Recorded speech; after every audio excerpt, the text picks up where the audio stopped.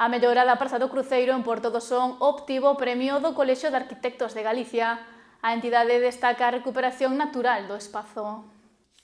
Recentemente, o Colexio Oficial de Arquitectos de Galicia entregou os seus premios anuais. Este ano, un dos galardoados foi Porto do Son. En concreto, a mellora do bordo da praia do Cruceiro foi a actuación mellor valorada polos profesionais de arquitectura da comunidade na categoría Deseños de espazos urbanos, xardinería e paisaxismo. Reforma que destacou o colexio pola mellora do entorno natural no que se busca recuperar a xeografía antes que engadir a arquitectura á mesma. O alcalde sonense Luis Oujo recibiu con ledicia este novo premio.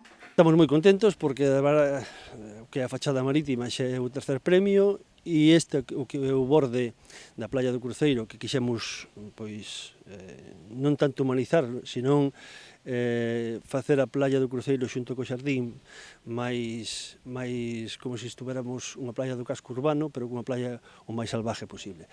Tíamos un problema que ademais cando estaba a zona asfaltada e o espigón, que aquilo era moi feo, pero ademais tíamos un problema que o que facía o vento do norte era xuntar area e facer efecto trampolín e metíanos area no xardín.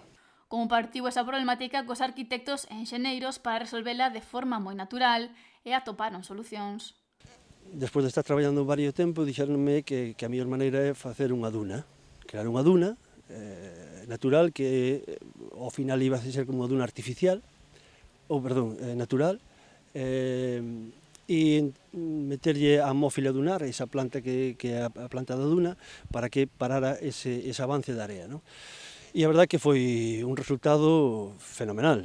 A verdade que non entra a area no xardín e ademais que estás nunha playa que parece estar nunha playa salvaxe, non?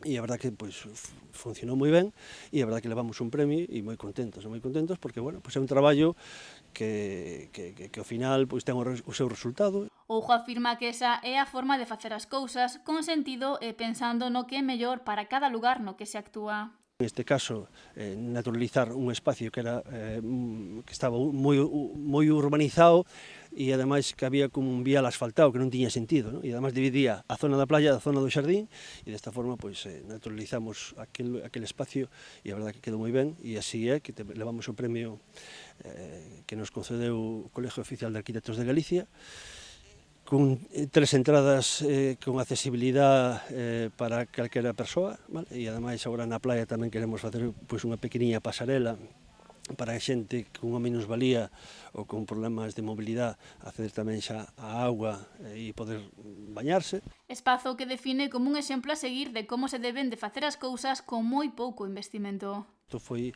unha axuda que nos dou a Consellería de Medio Ambiente e unha aportación municipal, máis ou menos sobre 300.000 euros, que non foi unha inversión moi grande e o objetivo está conseguido. Porto do Son acumula varios premios pola súa fachada marítima e pola rexeneración do núcleo de Nebra.